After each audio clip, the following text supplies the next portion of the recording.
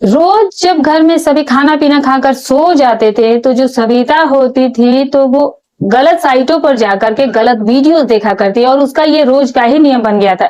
तो जब रोज वो इस तरह की वीडियो देखती तो वो कुछ ना कुछ हरकती करती ही, मतलब कि कुछ गलत हरकतें खुद के भी साथ कर रही थी। एक दिन की बात है कि उसका जो ससुर होता है वो बाजार जाकर के सब्जी लाया रहता है, तो सब्जी में इत्तेफाक से उस दिन वो बैगन भी लाया रहता है। अब दोस्तों वो लंबी वैरायटी वाला वो बैंगन था। अब जब ये रात को ये वीडियो देख रही होती है तो उसके कुछ समझ में नहीं आता, तो वो सोचती है कि चलो आज इसका ट्राई करते हैं। वो जाती है घर में, फ्रिज खोल करके वो बैंगन ले आती है और फिर वो उसी के साथ गलत चीजें करने लगती है और करते करते वो इतनी ज्यादा बेचैन हो जाती है कि जो बैंगन होता है वो उसके अंदर टूट जाता है। और जब वो टूट जाता है तो वो हैरान हो जाती है, वो किसी से बताती नहीं है, लेकिन एक दो दिन बाद जो कुछ उसके साथ होता है वाकई में हैरान कर देने वाला था। और जो सविता होती है इसने जो मौके का फायदा इसका ससुर उठाता है। बहुत ही हैरान कर देने वाली कहानी है दोस्तों। तो चलिए वीडियो की शुरुआत करते हैं, लेकिन उससे पहले बस आपसे एक ही रिक्वेस्ट है कि अगर आप हमारे चैनल पर नए हैं तो चैनल को सब्सक्राइब कर लीजिएगा, वीडियो को लाइक कर दीजिएगा और वीडियो कहाँ से देख रहे हैं अपना नाम और अपने शहर का नाम कमेंट में जरूर बताइएगा। तो चलिए दोस्तों अब देर ना करते हुए हमारी आज की कहानी की शुरुआत करते हैं। तो दोस्तों ये सच्ची कहानी जो है एक महिला सविता की है। दोस्तों सविता एक ऐसी महिला थी जिसके बारे में क्या ही कहने। आज की जो कहानी है वो पंजाब के ही अमृतसर के है। यहाँ पर एक परिवार होता है जिसमें परिवार में मात्र 3 व्यक्ति होते हैं। सविता होती है जिसकी उम्र लगभग 30 वर्ष के आसपास होती है। इसका पति होता है मुकेश जिसकी उम्र लगभग 35 वर्ष के आसपास होती है। मुकेश का पिता राम किशोर जिसकी उम्र लगभग 60 वर्ष के आसपास होती है। जो मुकेश होता है वो दिल्ली में एक प्राइवेट कंपनी में जॉब कर रहा होता है और जो सविता होती है उसको एक 4-5 साल की बच्ची होती है जो कि अभी काफी ज्यादा छोटी थी। ये ही 3 लोग घर पर रहते हैं और जो मुकेश रहता है वो बाहर जाकर नौकरी कर रहा होता है। परिवार में सब कुछ ठीक ठाक चल रहा था, कहीं कोई दिक्कत नहीं थी। तो अक्सर ही जो मुकेश होता है वो अपनी पत्नी से बात करता था, अपने पिता से बात करता था। और जो मुकेश था उसकी माताजी का पहले ही देहांत हो चुका था और जो राम किशन होते हैं वो अकेले ही रह रहे थे। अब जो छोटी सी बच्ची होती है वो उसकी देखरेख और सविता की देखरेख और घर परिवार की देखरेख, जो छोटी मोटी खेती थी वो उस खेती की भी देखभाल किया करते थे। दोस्तों एक दिन की बात है कि कुछ ऐसा हो जाता है जिसके चलते सविता काफी ज्यादा परेशान हो जाती है। दरअसल रात का जब टाइम होता है और सभी लोग खाना पीना खा करके सो जाते हैं और सोने के बाद जो सविता होती है पहले तो वो अपने पति से बात करती है और बात करने के बाद इसको कहीं से कुछ गंदी साइटों के बारे में इसे जानकारी मिल जाती है जहां पर मनोरंजन वाली वीडियो देखने की मिलती है। तो अक्सर ही ये उन वीडियोस को देखती थी और देखने के बाद ये कुछ ऐसी क्रियाएं करती थी जिससे उसके शरीर को जो सुख मिलता था दोस्तों, कभी कभी वो और भी ज्यादा ऐसी हरकतें करती थी। जो भी उसको सही लगता था उस हिसाब से वो काम किया करती थी। लेकिन दोस्तों एक दिन इसके साथ एक ऐसी घटना हो जाती है कि जो राम किशोर जी होते हैं वो शाम के टाइम होता है मार्केट जाते हैं और मार्केट से वो बहुत सारी सब्जियां लेकर के आते हैं और सब्जियों में वो उस दिन बैगन लेकर आते हैं क्योंकि उस दिन उनका प्रोग्राम था कि उस दिन वो बैंगन की कलौंजी खाने का मन था। तो वो उसी तरह के बैंगन भी लेकर आए थे और अपनी बहू से आकर के कहते हैं कि कल जाकर तुम कलौंजी बनाना। तो वो कहती है कि ठीक है, आज तो नहीं, मैं कल जो है वो जरूर कलौंजी बना दूंगी। अब जो बहू होती है उस सामान को ले जाकर सारे सामान को फ्रिज में रख देती है और सभी लोग खाना पीना खा करके अपने बेड पर चले जाते हैं और जो उनकी बेटी होती है वो भी अब सो जाती है। अब जो मुकेश होता है वो पत्नी से बात कर रहा होता है। लगभग आधे घंटे के आसपास दोनों की रोज ही बात हुआ करती थी। बात होने के बाद मुकेश जो है वो फोन काट देता है और जो सविता होती है फिर से वही मोबाइल में वही काम करने लगती है और उसको इस चीज की लत लग चुकी थी, वीडियोस देखनी थी और वही वीडियोस वो रोज देखा करती थी। जब वीडियो देखने लगती है तो इसकी जो शरीर की इच्छाएं थी वो काफी ज्यादा बढ़ने लगती है और बढ़ते बढ़ते इसको अब कंट्रोल नहीं हुआ और सोचा कि आज क्या करूं। उसके दिमाग में पता नहीं कहां से ये ख्याल आ गया कि फ्रिज में तो मैंने ऐसा कुछ रखा। ये फटाक से जाती है और वो फ्रिज खोल करके बैंगन लेकर के आती है और फिर उसे लाने के बाद ही उसके साथ ही कुछ गलत हरकतें करना शुरू कर देती है। अब ऐसा करते करते वो इतनी ज्यादा उत्तेजना में आ जाती है और उसी दौरान वो चीज जो है उसके अंदर ही टूट जाता है और वो जब ऐसा हो जाता है तो काफी ज्यादा हैरान हो जाती है क्योंकि वो बाहर नहीं निकल रहा था और वो काफी ज्यादा परेशान हो गई थी। रात भर वो कोशिश कर रही थी और वो निकलता नहीं और उसे इसकी वजह से काफी ज्यादा तकलीफ हो रही थी। वो सोचती है कि किसी ना किसी तरीके से निकल जाएगा, लेकिन वो काफी कोशिशों के बाद भी नहीं निकलता है। वो बहुत ज्यादा प्रयास करती है। अब सुबह हो जाती है कि अब वो ऐसा निकल जाएगा। ऐसा करते करते अब अगले दिन शाम हो जाती है और फिर भी उसकी तकलीफ जो है वो दूर नहीं होती। अब उसका दर्द लगातार बढ़ता ही जा रहा था। अब उसे असहनीय दर्द हो रहा था। अब वो करे तो क्या करे। तो जो सविता होती है नहीं कि पड़ोस में एक महिला रहती है, तो जो है वो महिला उसको बुलाती है और उसे अपनी सारी बात बता देती है क्योंकि जो महिला थी वो अक्सर इनके यहाँ आया जाया करती थी, उसके साथ उसके उठना बैठना था। जब महिला ये बात सुनती है तो वो भी हैरान हो जाती है कि तुम्हें ऐसा करने की क्या जरूरत थी, लेकिन अब गलती हो गई तो हो गई, अब वो भी क्या करती। तो वो कहती है कि अब तो रात हो गई है, अब थोड़ी देर में बहुत ज्यादा रात हो जाएगी, तो अब तो आज कुछ नहीं हो सकता है, कल चलना, मैं तुम्हें एक सरकारी अस्पताल है वहां पर लेकर जाकर मैं तुम्हें महिला डॉक्टर से दिखा देती हूँ और वो ठीक कर देंगे। अब अगले दिन सुबह होती है, सुबह होने के बाद वो सरकारी अस्पताल जाती है, अपने ससुर से कहती है कि मेरी तबीयत कुछ ठीक नहीं है। तो ससुर समझाया कि शायद कोई थोड़ी बहुत नॉर्मल जो उसकी शारीरिक कष्ट है वो ही रही होगी। तो वो कहता है कि ठीक है बहू, जा करके दिखा कर आओ। लेकिन जब वो दिखा कर आती है तो जो डॉक्टर होती है वहां दिखाने के बाद वो बताती है कि और 1-2 दिन अगर रुक जाती तो इनको इन्फेक्शन हो जाता है, और अगर इन्फेक्शन हो जाता तो इनकी जान भी बचानी मुश्किल हो जाती। तो अच्छा हुआ कि तुम जो है टाइम से आ गए। इस बीच जो चीज इनके अंदर चीज था वो काफी ज्यादा सड़ने लगा था, वो खराब होने लगा था। अब जब वो ऐसा पूरी तरीके से हो गया तो फिर जाहिर सी बात है इनके शरीर के अंदर वो इन्फेक्शन फैला देता है। अब डॉक्टर जो होती है वो उसे किसी तरह से निकालती है, और निकालने के बाद इसे 1-2 दिन का दवा देती है और कहती है कि अब इससे जो है तुम्हारा आराम हो जाएगा, और अगर नहीं ठीक होता है तो एक बार आकर मुझे चेक करवा देना। लेकिन 2 दिनों के बाद जो है इन्हें राहत मिल जाती है। अब ये बात जो थी यहीं पर खत्म नहीं होती है। अब जो महिला होती है वो अपने पति से जाकर के बताती है कि जो उसके ससुर हैं, रामकिशोर की जो बहू है, वो उसने रात को ऐसा कांड कर डाला।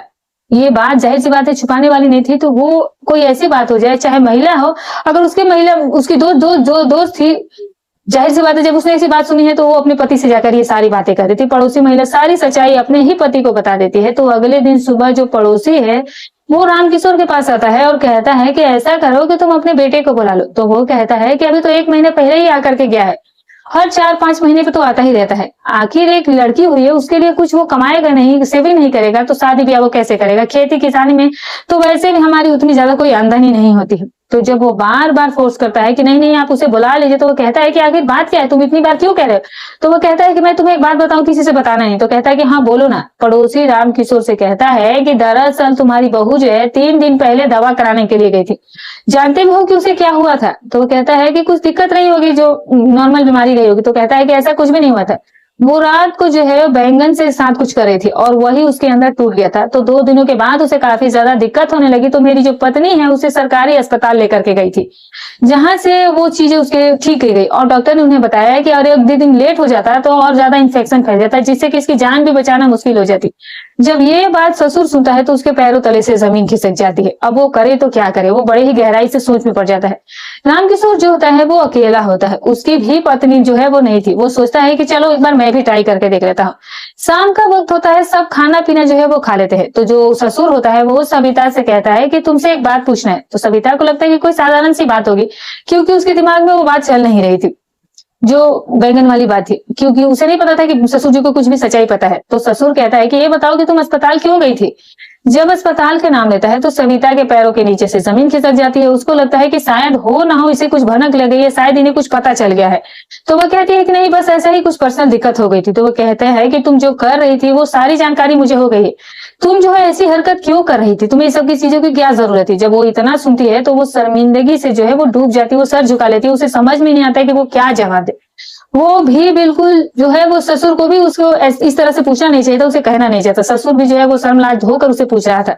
तो कहता है कि कोई बात नहीं, अगर तुम्हें ऐसी जरूरत है तो घर में मैं हूं, तुम मेरे साथ एडजस्ट कर सकती हो। तो जो सविता होती है ये बात उसे थोड़ी देर के लिए बुरा लगता है। वो एकदम से गुस्सा हो जाती है और कहती है कि आप मेरे ससुर हैं और आपको मेरे से ऐसी बात कभी करनी भी नहीं चाहिए, और आप मुझसे ही ऐसी बातें कर रहे हैं। तो वो कहता है कि इसमें शर्माने की कोई बात नहीं है, बेटा है, चाहो तो एडजस्ट कर सकती हो, बेटा तुम चाहो तो एडजस्ट कर सकती हो। सविता जो है वो रात में अपने बेड पर चली जाती है और फिर उसके दिमाग में वही बातें दोहराने लगती है ससुर की बात, कि वो करे तो क्या करे। और रात बीतती जाती है और रात जो है वो ऐसे ही बीत रही थी। रात के लगभग 12 बजे के आसपास का टाइम होता है। तो सविता सोचती है कि इधर उधर करने से तो अच्छा है किसी को पता भी नहीं चलेगा और घर की बात घर में भी रहेगी। अगर वो भी ससुर जी भी तो अकेले हैं, तो चलो यही सिस्टम बना लेते हैं। जो रोज नए नए एक्सपेरिमेंट करती हूँ उससे तो अच्छा यही रहेगा कि इन्हीं से ही काम चला लो, और किसी को कुछ भनक भी नहीं लगेगी। क्योंकि मुकेश जो था वो बाहर रहा करता था और मुकेश की भी इस चीज की कोई जानकारी नहीं है, और बेटी भी बहुत बच्ची है तो उसे भी कुछ जानकारी नहीं मिलेगी। 12 बजे के आसपास वो उठी है और दरवाजा खोलती है और फिर वो अपने ससुर के पास चली जाती है और उनसे कहती है कि ठीक है आप जैसा चाहें, लेकिन बात ये कहीं खुलनी नहीं चाहिए। ससुर जो है वो इस बात सुनकर काफी ज्यादा खुश हो जाता है। और फिर उसके बाद जो सविता होती है है वो अंदर आ जाती है और ससुर भी अंदर आ जाता है और फिर धीरे धीरे दोनों का ये जो कार्यक्रम था वो शुरू हो गया था। अब शुरू होने के बाद ससुर जी जो है वो जैसा चाहती थी वैसा कर देते। अब ये चीज एक दिन की नहीं बल्कि रोज के ही ये खेला हो गया था और रोज का ही ये कार्यक्रम बन जाता था।